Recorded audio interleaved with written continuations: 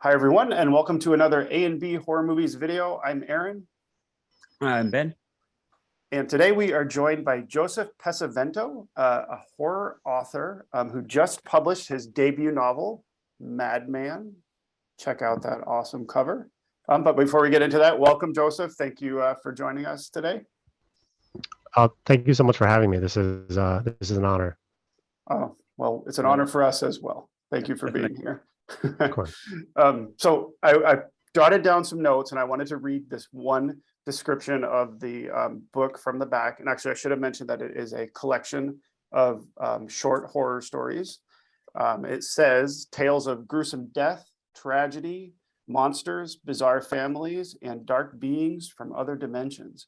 So if any of that sounds interesting to you, you should definitely check out Madman. And I also read that you've been writing since you were a very young child. You wrote a number of screenplays, I think, when you were in college, and I'm sure you probably still have some screenplays that you're working on. And you produced some short films, which I would like to talk about when we get to it, if we have time.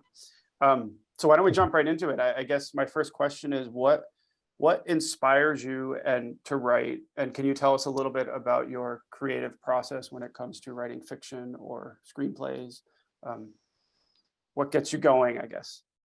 Well, ever since I was younger, I was just kind of fascinated in like very taboo things. I couldn't really tell you exactly where it started, but I remember the earliest thing I remember that was kind of like unusual or weird that I did in fifth grade. We had this we had to do this like Thanksgiving thing, like we had to design like this turkey, and my theme was like Thanksgiving is like a turkey's worst nightmare, and I posted all these like prepackaged like dead turkeys like from grocery stores, and just like and wrote like I had like a little cartoon turkey, and it was like, oh, this is the worst day ever. So I think I was always just kind of that was always kind of like my sense of humor or like my interest. So I think naturally when I started going to the video store when I was a kid, the back room was always like kind of forbidden because I had like all the scary movies. And I remember being as young as maybe like 11 or 12 and like going back and then like picking up like a VHS and turning it over, and there's like a mangled face, and I put it down and run away. But I started getting a little bolder, started watching them, and then I realized that like I like it in school. I was, for writing assignments, I would put a lot more effort into it, and then I realized like I kind of like this writing thing. And then just with watching more movies when I was in high school, decided to go to film school, did the Bachelor of Fine Arts. I made 2 films in college and then 1 film immediately after graduating. But short films or yeah, they were short films. Yep. I wrote a feature, and my plan was to film it in 2020, but I don't have to tell you how that year went. So yeah, Armageddon comes to mind. Yeah. Maybe not as bad. But yeah, that's true. But in 2017, I had started writing short stories just because I had the interest in doing it, and then they just kind of snowballed into a bigger project. And then I was able to I met an indie author in 2019, and he introduced me to like that there was like this whole scene of people who were putting out their own self-published works, and I had no idea this even existed. So I had all these stories started, and I just kind of went with it. And then in 2021, I put out Madman, and I've been working on new stuff since. Awesome. So I just want to know, because obviously there's a few ideas in this book. Yeah. Obviously multiple stories. Do you get the ideas from sort of you'd watch a few films? Obviously, you were just saying you had all started back when you was younger stuff. So is it you watch a film, you'll get sort of an idea from that, or is these sort of stories from maybe things you've experienced in the past, any of it, or present, or it's honestly, I'm a firm believer in like taking inspiration from just about anything. Like I listen to a lot of I think with horror movies specifically, heavy metal parallels very well. So I Yes. listen to a lot of heavy rock music, and I think just all that energy you kind of get from thinking about like live concerts and mosh pits just really gets you riled up. And I think about that when I write something violent, or when I'm particularly when I'm watching a movie. I think about something in particular that scares me. I think that's what makes a good horror movie, just putting yourself in that situation and thinking how you would do. 'Cause I think something like Cujo is very simple, but it's terrifying, like being locked in a hot car in the middle of summer with Yeah. a Saint Bernard. I don't think there's much scarier than that. I mean, it's For it's sure. practical, it's Yeah. real. Of course. Yeah. Um, You can put yourself in their shoes, right? yeah, Yeah. And that's what's terrifying. I'm Plus, who, never, I'm never. I was just going to say, Sorry, go ahead. who isn't scared of a rabid Saint Bernard? Exactly. I would never be on a space shuttle, hence I would never encounter an alien like Right. like the alien. So Right. Or I Yeah. that tends to take me out of the picture a little bit. Jason X, right? Yeah. I joke. Yeah. I joke. Fun film though. I never I never went to summer camp, so I wouldn't have to deal with Jason either. You played it safe. I did. I was all the way up through camp counselor. Um, so a couple of the stories that I really liked, or that at least stood out to me. The first one is Orb. I really liked Mhm, the revenge piece, and then the twist at the end. I didn't see that coming. Um, mhm. I also liked Feeding. I thought it was another good Yeah. twist. I thought that was a fun one as well. Yeah. Yeah, that was good. And then yeah, right. And it actually reminded me of a film that I watched recently. It was a Christmas movie, and the name escapes me. I don't know. Maybe it'll come to me. And then another one that stood out was Where to Go to Feel Nothing. I thought that was pretty intense as far as what the main character was going through. But I do have a question here. I just wanted to throw out some of my favorite stories first. Okay. My question is, how difficult was it organizing the stories for the book? And how many passes did you have to take? And how many stories didn't make the cut? Well, I think originally the stories that I was just working on made the Mhm. cut. There was one that's going to be in something that's coming out soon. I had wrote like a space horror story, but it ended up being a little bit longer. It was like novelette length. Okay. So I didn't want it to be uh like exceptionally longer than the rest. So I decided to take that one out. The rest of them were a culmination of things that I was working at the time that didn't really find homes in like anthologies that I was trying to submit to. Mhm. So I think it was a nice little way of me just keeping all of my stuff together and just putting it all out at once. I think that for a first time author, the short stories are like a nice safety net because you don't really have to commit to the whole novel. Yes. Because you can like read the first story, not really like it, read the second story, like it, and then so on and so forth. And as far as organizing them, I don't think I really had a specific structure other than the first page, which is kind of like a suicide note. That was kind of All like my right. overall theme because I had read a bunch of short story collections from authors, and I think that yeah, the very first page is Right here. the suicide note of the madman. I mean, I realize no one can read it, but yes. But I had read short story collections before, and I realized that like it personally, I felt like there was like a disconnect when I go from story to story. So I like Mhm. the idea of like a centralized theme or some way to connect them. I Yes. was originally going to start connecting them like just like a minor character or like a minor scene just kind of unravels a little bit, but then I realized it's a creative compromise in a way because now I have to make sure it connects, but it wasn't very cohesive for me. So Mm. just roping them in as like things that are rattling around in this guy's head are um that he Right. that he can't really process anymore, has to write them down was the way of connecting them. And he serves as the narrator, in effect. and I think it Yeah. works. I liked it. It was a nice way to start the novel. I mean Right. the book. And just to, and then I'll let you say something in a moment. Just to add on to that, I think you're right about having an anthology. You can read a story and you can put it down, and then you can come back to it and keep going. And it's not as much of a time commitment in a way. I guess it's psychological, right? Because they're just Right. pieces that you can consume, and you might like some and you might like others more than, I don't know, you might not like some, I guess I'm trying to say. But Ben, Yeah. what about you? What do Exactly. you got? Yeah, no, I was just saying, you said like you can go different ways, but I think you've done a real good job in like, as Aaron said, the feeding was really good. I found that really amusing. And then is it I Love This City? Didn't from the start, it didn't go the way I thought it was going to go. Mhm.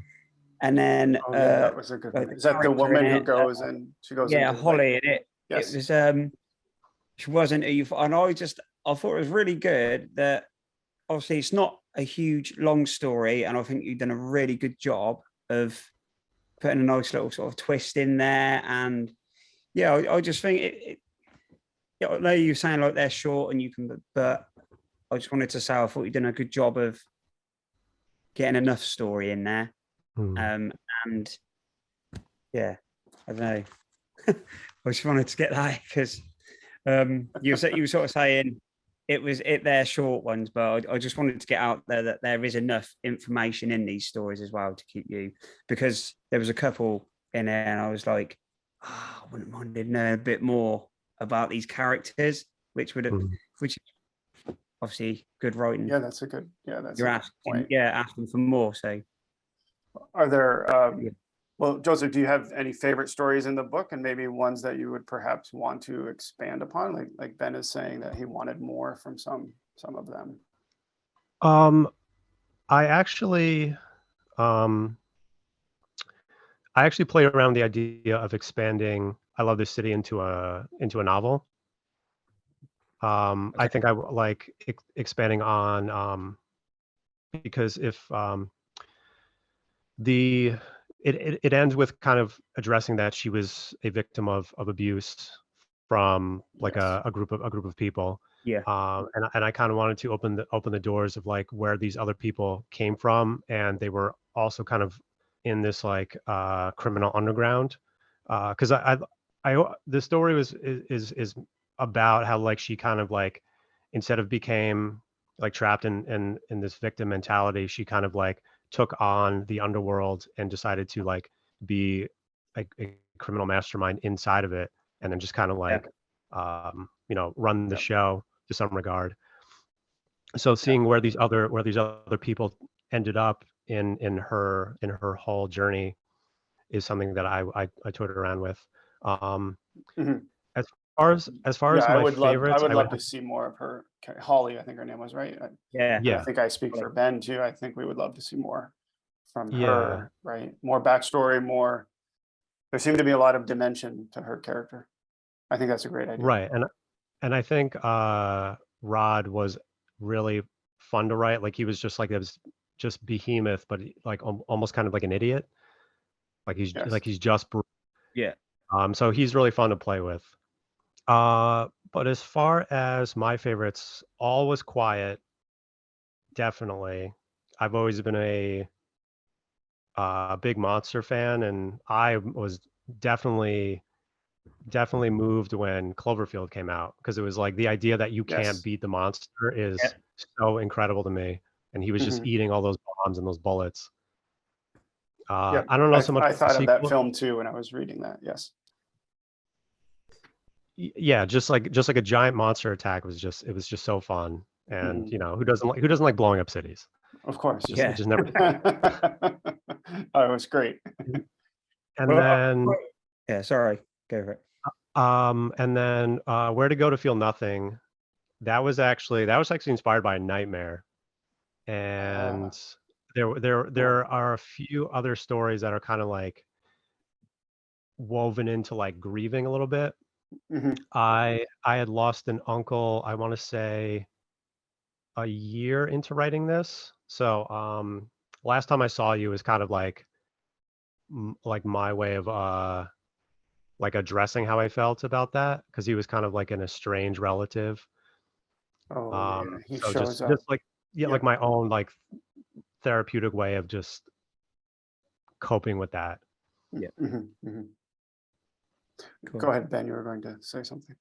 No, I was going to say, I also read, which I thought was quite a good story, and obviously left me wanting more. Is it while sleeping, where it's she's having the dream, and there's like the figure stood over the bed, Mm.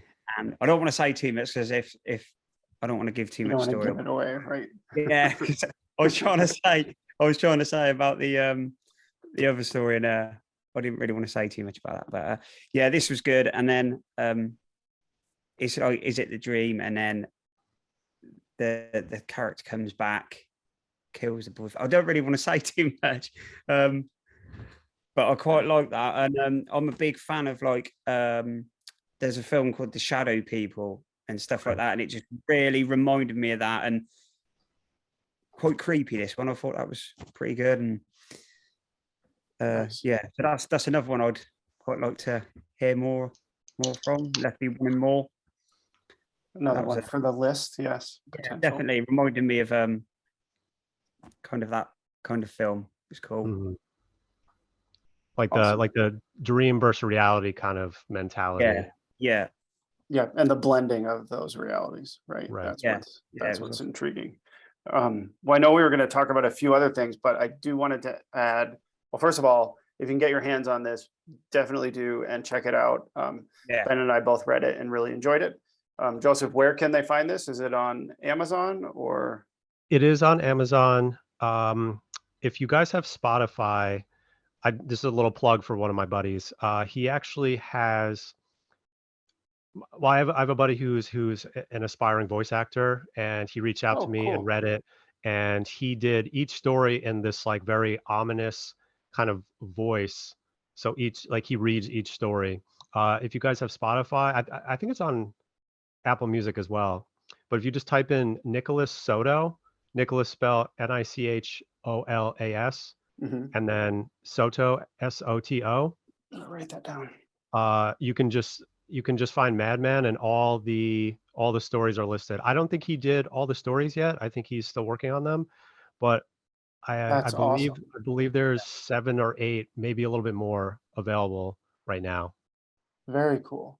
and I it's had no idea. So it's Nicholas phenomenal. Soto, Soto on Spotify or Apple Music, Yeah, and you can find the his book Yeah. on Amazon. yeah, and Awesome. if Sorry. there's also copies on my website, which is just my first and last name, josephpesavento.com. They're signed copies. If anyone wanted one, I can get those mailed out worldwide. Yes, and thank you for signing ours. Oh, of Yeah. course. Very Awesome. awesome. Yes, agreed. I would also just like to say, if you're into horror and all strange stories, and you travel to work on the train or the bus, this would be a pretty good book. Short stories, just read on the way. Yeah, Yes, and they go quick. I yeah, mean, it's a yeah, great read, but it's a quick read too. So if you're yeah. looking for something If you got a to boring make journey, your commute a little less dull. yeah, definitely. There you go. Yeah. This is it. And Actually, if you live, go ahead. I'm sorry. and if you live in a big city, definitely start with "I love this city." Yes, Yeah. I second that. That's an awesome choice. We were going to talk about horror anthologies, but before we do that, I've got to ask you, Joseph, and I think I know what it is, but what is your favorite horror movie? I was going to ask. I would probably go with The Thing. John Carpenter's The Thing. Absolutely. Man, look at all the props you have. That I poster know. behind you is so cool. Yeah, there's a few sprinkled in, but the big one right here is one of my holy grails. It's actually an original Subway poster from like Wow, 1982. Someone had it on eBay, and it was like folded, but I had it framed, and that's like just my pride and joy. that's so Uh, cool. It I've, is cool. Yeah. Yeah, I but can yeah, relate. I've got the Camp Crystal Lake signed by Kane Hodder and Warrington Gillette behind me framed. Maybe not as cool as yours, but But no, I mean, like I'm a huge junkie for horror conventions. I've been doing them for maybe 10 nice. years by now. So like yeah. I'm all about going to them, getting stuff signed. And then even with the books, I started going to horror conventions and having your own table. yeah. Oh, And nice. it's fun. The coolest one I did last year, other than like the author ones where I get to hang out with other authors, Mhm. was Living Dead Weekend, and it's actually in the Monroeville Mall where they filmed the movie, That's out awesome. right outside of Pittsburgh. Awesome. Nice. Will you be? I'm in Massachusetts. Will you make it to Massachusetts anytime soon? Yeah. I mean, I don't really know any off the top of my head in Massachusetts, but There if you, aren't a lot. There's the Silver Scream that they just Mhm. had the first one last August. They're doing it again this year. Okay. Ice Nine Kills, the rock band. It's their convention, Oh, okay, that's cool. but it had all the big names. Kane Hodder Yeah. was there. The Mhm. mask behind me is signed by Kane Hodder, the custom Jason mask from Part Oh, 7. great. Cool. I always plug that every time. Camp Blood Customs made that one for me. I always plug it every time I can. But do you have any props from the thing that you could show us? I know you were talking about one that you brought down. I don't. Well, I don't have like any Well, official no, I know, but premium stuff. collectibles, right? Okay. Not from the actual film. I have this bad boy that it was like a mask maker or like a prop maker guy Mhm. on Amazon. No, not Amazon. eBay. Go, okay. The That's they have so this cool. head, and I couldn't resist with the tongue. The North thing. Awesome. So, and then you can see up here, I already have. This is the second half of Yes. North. Yep. The head. I think they're made by the same guy, but this was Very this was cool. a fun one. I couldn't pass on this. You don't see this everywhere. No, No, that's awesome. cool. It's super Yeah, cool. go ahead, Ben. It's cool. Yeah, I was just going to say, we've sort of asked you what your favorite film is, and with the thing and everything. Have you got a favorite horror book that you've read more than once that you go back to? Good question. Horror book. Not so much that I've read multiple times. Because I try and just keep progressing with books because there's just so many, Yeah. and I think even if I live to be 120, I don't think I'm going to catch up. Yeah. But off the top of my head, there was this very disturbing book called City Infernal by Edward Lee. I'm gonna write that down too. It's just a warning to you and your listeners or viewers. Yes. It is, if you're not familiar with splatterpunk or extreme horror, it's just like horror dialed up to like 20. So you're gonna get graphic detail because splatterpunk deals with like social issues, but like kind of ramp up like the violence and the gore. And extreme horror is just basically just like painting with intestines and stuff like that. Of course, yes. But City Infernal it's about this girl, and her sister dies, and she meets these other people who are dead, and they bring her to like this part of hell, like this metropolis. And I love it so much is because they give very detailed descriptions of hell and what they see, and like these demons and these ghouls that they're seeing.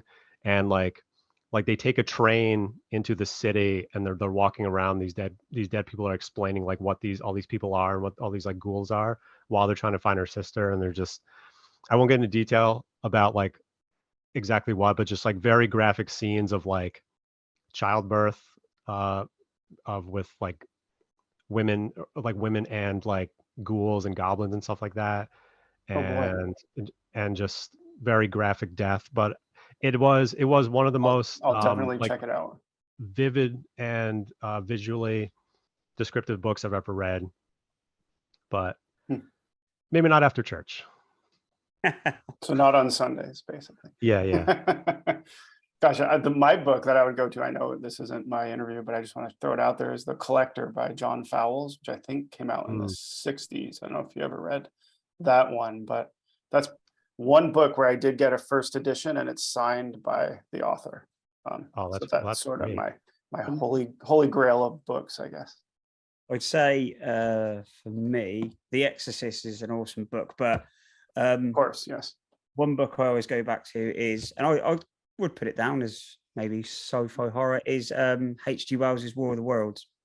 Oh yeah, that's a great one too. Great one. Good. Yeah. All right, cool. So that was a great question, Ben. I didn't think we are going to cover that. Let's talk about our favorite horror anthologies. I know we all picked our top 3. Joseph, why don't you go first? What was your top, or what is your third choice? Your runner-up? Ooh. Okay, so this isn't any list of quality. This is just No. maybe Okay. these are so when I was picking this list, I was going off things that inspire me. Mhm. And so number 3 would have to be Cat's Eye. Awesome choice. Yes. So me and my wife actually do every October we make a list of movies, like 30 movies. We realistically only get to maybe like 10 of them. But the ambition is there. Yeah, the ambition and drive is there. But yes. But with Cat's Eye specifically, we have a tabby cat, so like that movie was just like it was really fun watching the cat go from city to city. Yes. And tying all the stories together. Right? Yeah. So it was really just best way to quit smoking too. Keep going. Oh, exactly. Oh yeah. But it was like watching our cat do all these things. And but no, the stories were fantastic.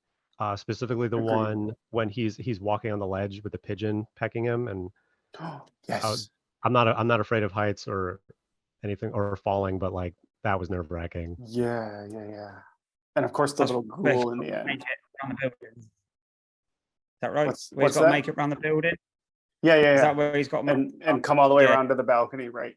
Yeah. And then I think we can spoil this, and he makes it, right? But then he ends up doing it to the exact same person who made him do it. Yeah, he was Something like that, he was like a gangster in Vegas or something like that. Yes. And he owed the guy money or something.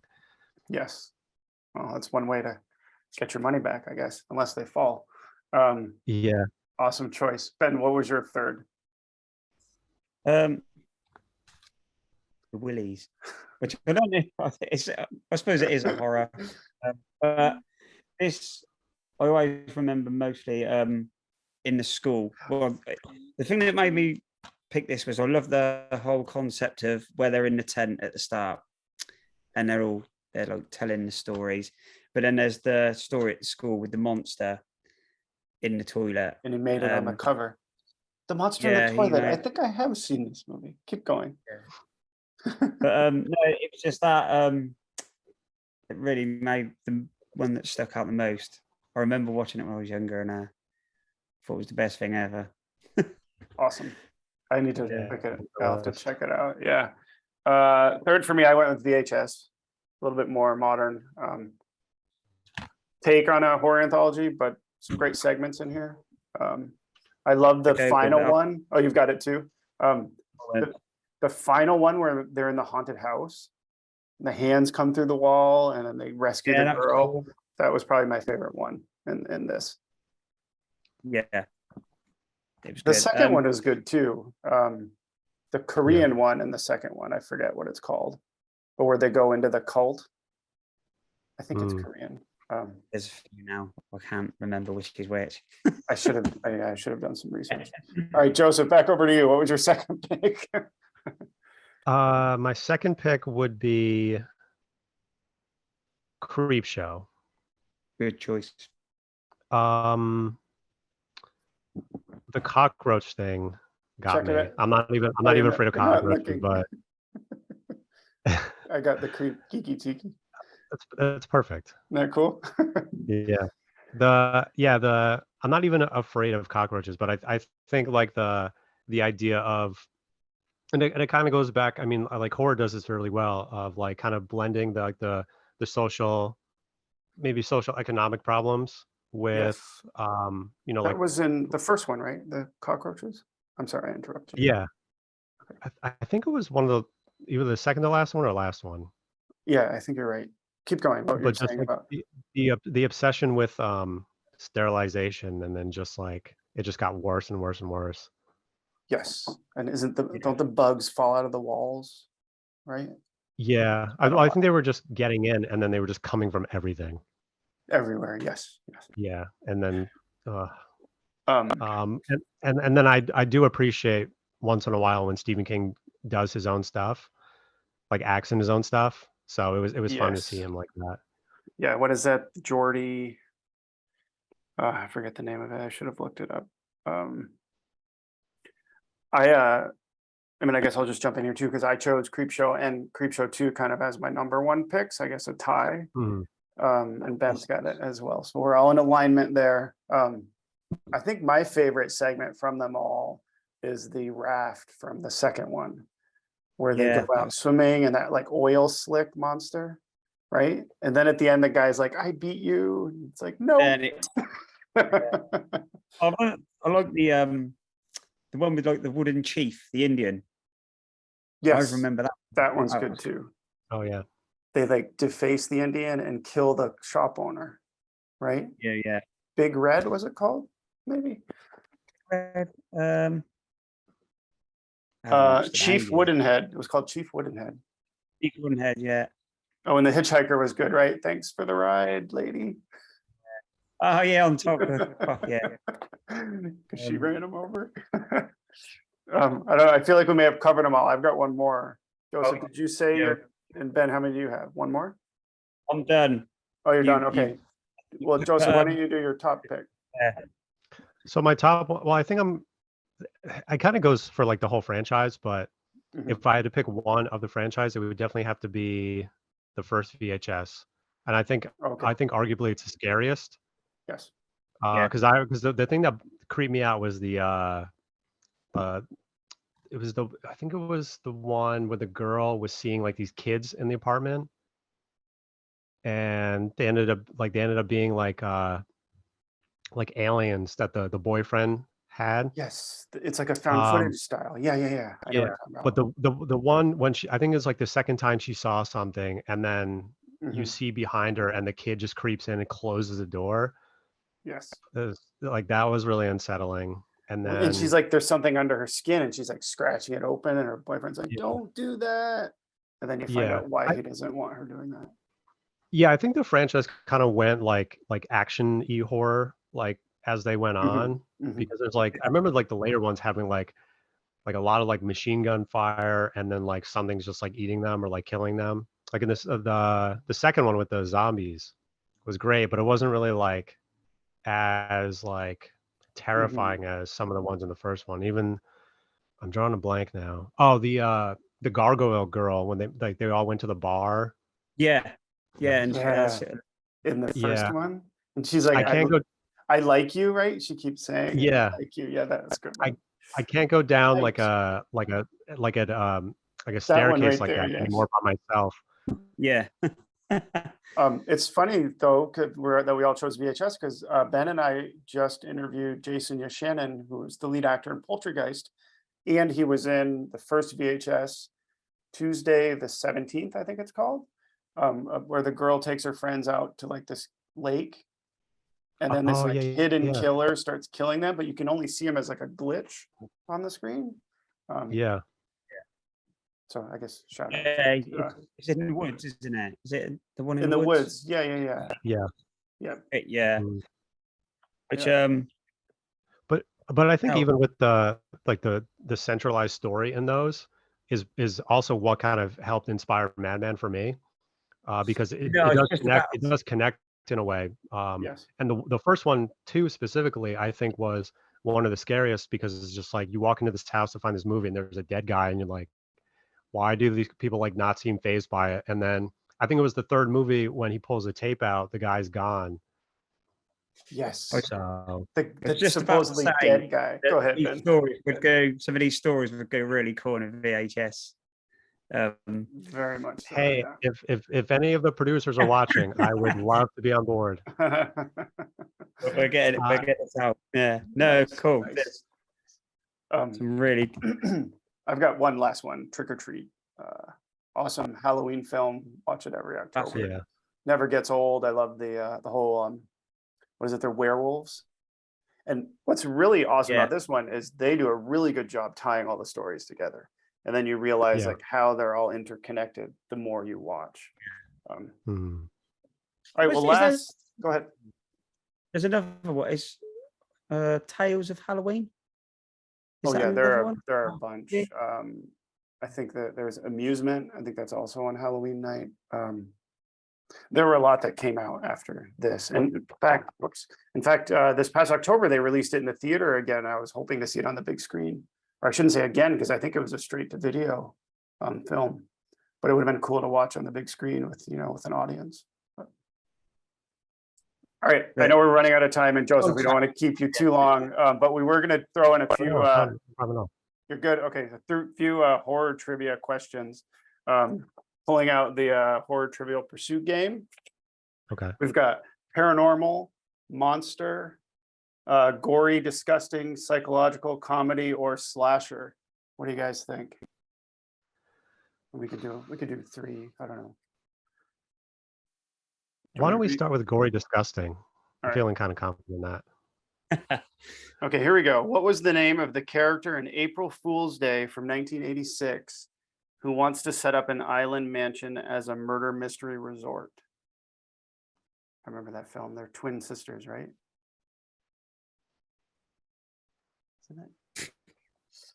Isn't it like Not a good start for Buffy? me. Buffy or Muffy?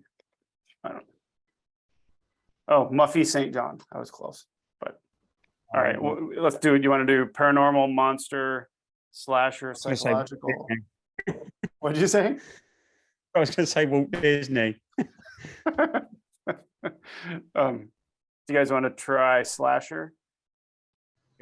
Let's do this. This is relevant. Rosemary's Baby author Ira Levin also wrote which 1972 novel, which was made into a 1975 film of the same name, about housewives being killed by their husbands and replaced by robots?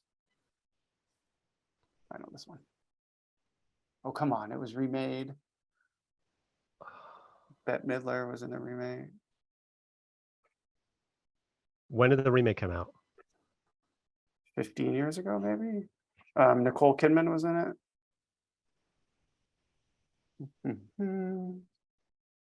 it. Actually, let me make sure I'm right. Yeah, I'm right. Do you give up? I'm gonna probably be horribly wrong, but is it The Others? Nope, it's the Stepford Wives. Remember, they Oh, killed their wives and they brought the robots in. All right, let's do one more. I'm going to switch cards. So No, I don't actually think we've seen that.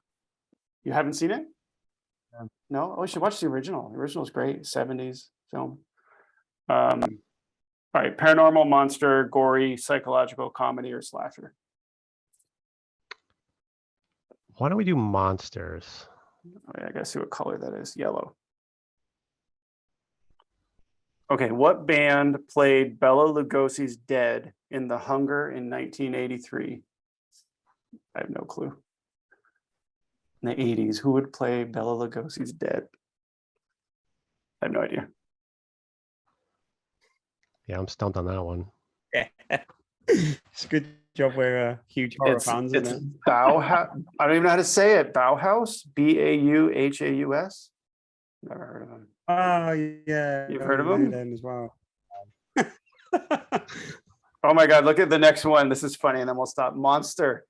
Donna and Tad Trenton are trapped in a car by which rabid dog in Stephen King's film based on the book of the same name? Can't make that up. Man's Best Friend. Cujo, obviously, yeah. Awesome. Well, this has been fun, Joseph. Thank you so much for taking the time to talk with us. One more time. Absolutely. Thanks for having me. Madman is his book. Definitely check it out. As always, go ahead, Ben. Yeah, no, go for it. I was just going to do the quick wrap up, but you can say what you were going to say. Yeah, no. Okay, cool. As always, if there's anything you'd like us to cover in a future video, add a comment and we will certainly consider it. Definitely. Go over to Instagram, follow us over there, A&B Horror Movies.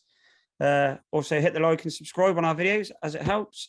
And if there's any more VHS movies coming out, Talk to Joseph. Yes, I think that's a great idea. If you guys didn't know, if you guys didn't know, there's one coming out this year, 1985. No, sorry, 1984. I didn't know I didn't know that. So They they've done 94 and 99. Now they're doing the 80s. That's cool. they made an announcement at Comic-Con that they've shot one secretly last year, and it's coming out this year. They announced it right before 99 came out. Very cool. So we're getting one this year. Nice. Awesome. We'll have to do, if we do a VHS specific video, Joseph, we'll have you on. If we're doing a Maybe. watch party, let me know. I'm down. Oh, definitely. Yeah, I will. Yeah. That would be cool. Oh, yeah, definitely. Joy. Then we could do a VHS watch party. All right, we should say goodbye. Bye, everyone. We're getting ahead of ourselves. See you soon. Okay, guys. Bye.